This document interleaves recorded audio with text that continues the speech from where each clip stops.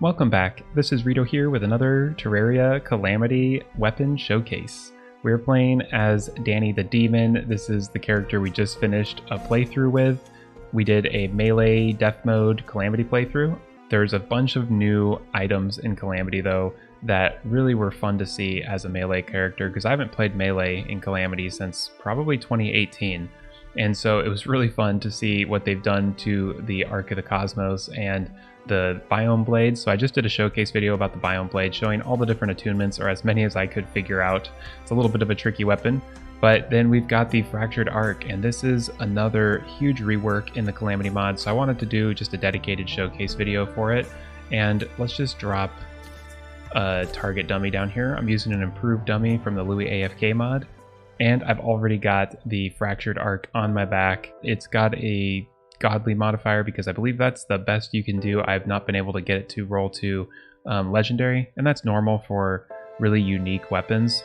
The biome blade was able to go to legendary on all of its different forms, except for when you finally upgrade it to the Ark of the Cosmos. You basically have to upgrade the Fractured Ark through the Ark of the Ancients, Ark of the Elements, and then finally to the Ark of the Cosmos. But in order to do that, you need to combine the Ark of the Elements with the Galaxia. So you're basically progressing these two trees in order and eventually resulting in the Ark of the Cosmos. So let's take a look at the crafting recipes and then just test each one out individually. So the first is the Fractured Ark, and this is one of the best pre-hard mode melee weapons in my opinion. It's the upgrade to the Star Fury or the Enchanted Sword with Purified Gel, so you need to defeat the Slime God before you can get it. You can also upgrade it with the Terragrim. However, that's a little bit more tricky, of course, to find, but in the Calamity mod, you can actually craft Enchanted Swords with Pearl Shards, Gold Bars, Diamonds, and Rubies. So you don't even need to find an Enchanted Sword in order to get the Fractured Ark. So for me, it's a no-brainer if you're doing a melee playthrough, or even if you're just struggling with the Wall of Flesh. This weapon will absolutely demolish it, so I definitely recommend getting the Fractured Ark. One of the things that you'll also notice with this, it's got a pretty simple attack animation, but if you right-click, you will do a parry effect, which is one of the coolest things. And then your damage is going to go up a ton. Like, this is not accurate to what you'd be doing in pre-hard mode. Like, you can see 1,000 damage, but I'm using Orc Tesla and all sorts of stuff.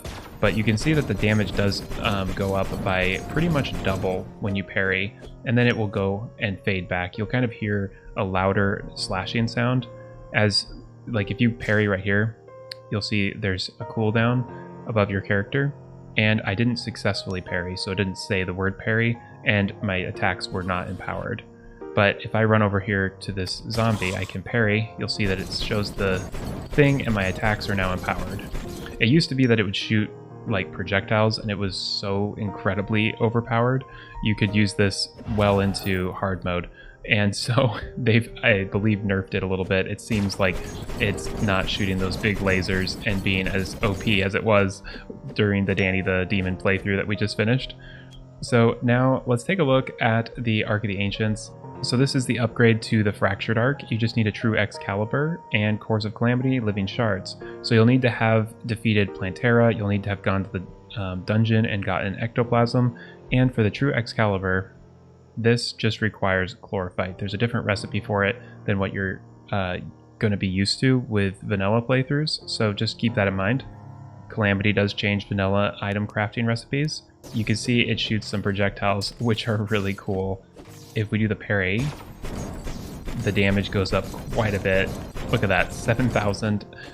And just as a reminder, if your damage is lower and you just got this weapon, it's because of my accessories and buffs and all that. That makes a huge difference in this game to increase damage.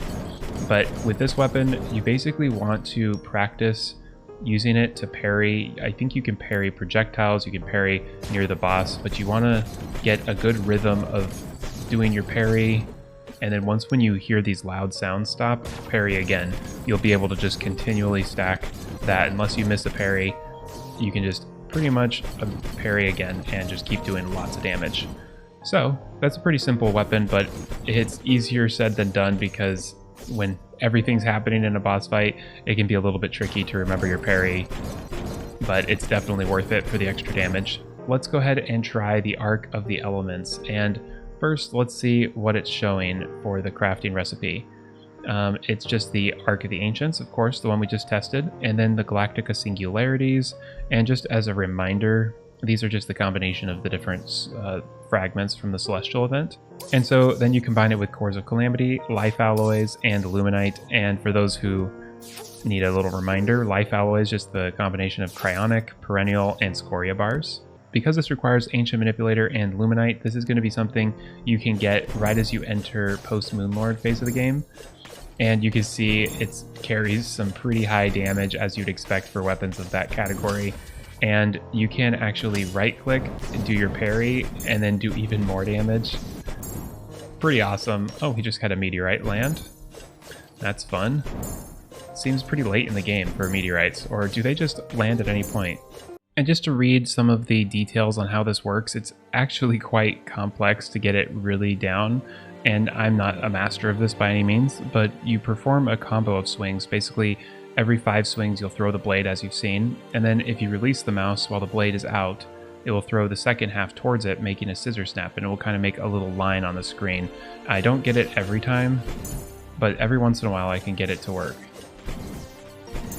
Yeah, right there. And it makes a little noise at the very end. And then the snapping scissors together increases their damage and empowers your next 2 swings. And it's really cool because you can parry projectiles and you can parry enemies. If you parry, you get a little window of invulnerability, which is nice. But then if you parry projectiles, you temporarily make them deal 200 less damage. So if there's something unavoidable, like in the Yaren fight and a bunch of things are flying at you, you can just parry it, take less damage, and even maybe get a little invulnerability. You probably don't want to be using this on Yaren though, but on something more like Providence maybe. And press up while the Ark is empowered. It will throw the blades in front of you and provoke a big rip in the space-time using all of your charges in the process. Like that! Whoa, that was cool. I've never tried using that. So you right-click, press up, and you can see it just does a huge attack. So I want to see the damage on that. So let's do this. And it's hard to tell because it's more of a linear attack. Okay, well now let's take a look at the Ark of the Cosmos. So this one is the final version, and this was the first showcase video I ever did was for the Ark of the Cosmos.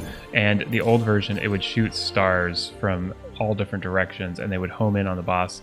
And I think it was probably a better weapon than this one. It would be my preferred weapon if I was melee doing like Supreme Calamitas, and I think that's what I used to defeat Supreme Calamitas the first time I did it.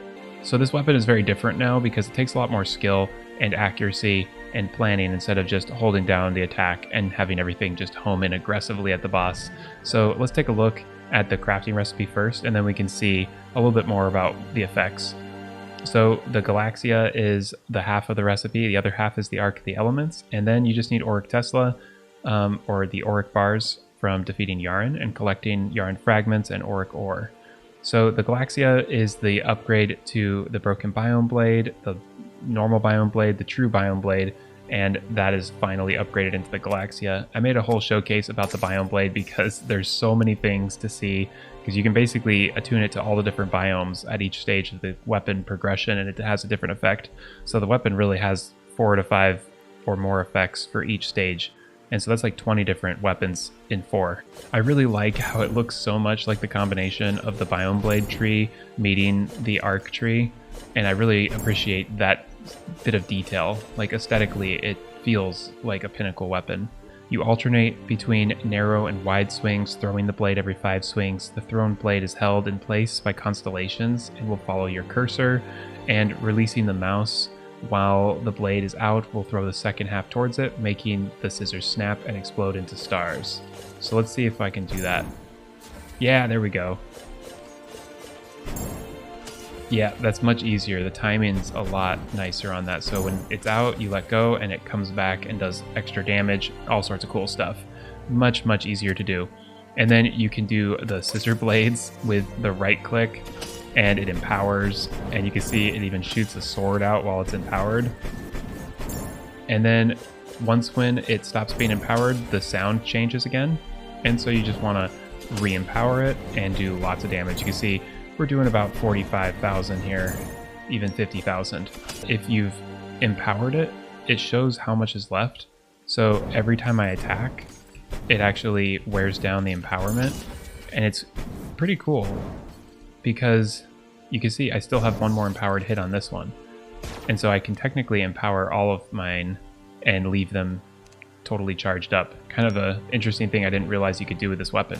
You get a small window of invulnerability when parrying, and you can make projectiles deal 200 less damage. Very cool. You also get, of course, the 10 swings of empowerment, and you can press up and throw your sword and do a rip in the space-time and use all of your 10 empowered swings at the same time. So let's go ahead and see how that works. So we'll do this and throw it. Yes, cool. I like it. I wonder if that would be like really epic for a worm boss or something. You just throw that right as like the Devourer of Gods is coming right at you. Do a ton of damage. So now that we've seen the crafting recipe and the general gist for how this weapon works, let's actually just give it a quick try. I'm not going to do the whole fight, but I do want to just fight a little bit of Supreme Calamitous, and that way we can see how it works. Uh-oh. Gonna have to focus. I'm definitely not in a try-hard mood right now.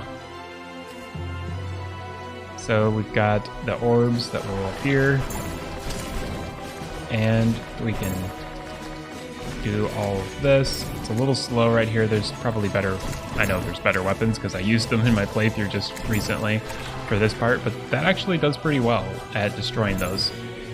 And it's a little hard to get our empowerment, but if we use projectiles, we could probably easily parry. Yeah, like that right there. Just parry the projectiles and use it on the boss. This is pretty slow. I'm probably needing to like let go of my attacks a bit more, like when I throw it out, because then it can do the little snapback thing. So yeah, it gets to the next phase. Not the easiest. There's a lot of weapons I would probably recommend over the Ark of the Cosmos, which is a bit of a bummer because before Ark of the Cosmos was my favorite weapon for this boss fight. Although I know people have all sorts of strategies, and I'm sure you could have this boss fight be very approachable with this weapon if you were a bit better at it, because this is a much more skill-based weapon where you don't just have to know how to play Terraria, you have to know how to use the Ark of the Cosmos effectively and optimally to do a good amount of damage and everything. So it has been so long since I've done a showcase video. It's pretty fun to try out some weapons and just focus more on the weapon, because in the middle of a playthrough, I don't like to get too focused and get into the weeds. I like to stay fighting bosses and keeping things moving pretty quickly. And so with weapons like this that take a lot of practice, I kind of move a little bit past them sometimes, unless they really are OP. It's fun to go back and focus on the design and just see the different effects, like that ability to let it come out and snap back. So cool. Being able to parry and then launch it in a line, like those two things I learned doing this showcase video, and that's one of the reasons why I really enjoy doing these. So if you enjoy showcases, definitely let me know. I might work them in a little bit more like I used to back in the day, but for now I'm going to be prepping for the Fargo mod Let's Play series. I am almost 100% sure I'm going to do an Eternity mode playthrough on Fargo. I've never tried it. I want to do it on the 1.4 Tmod loader too, so it'll be really fun to have a new character, new lore, new everything, and so definitely keep a lookout for that. It'll be coming up soon. And then if you've got any showcase videos that you think I should do, or weapons you want to see a little bit more of, I try to keep it pretty casual, but if you're interested in specific weapons, let me know and I'll try to take a look at those and do a showcase on them. Thanks again for watching. If you enjoy these videos, be sure to like and subscribe. And if you haven't seen the Danny playthrough yet, it was a Melee Death Mode playthrough and a lot of fun. So go check it out if you haven't, and I'm sure you'll enjoy it. Thanks again for watching, and I'll see you all next time.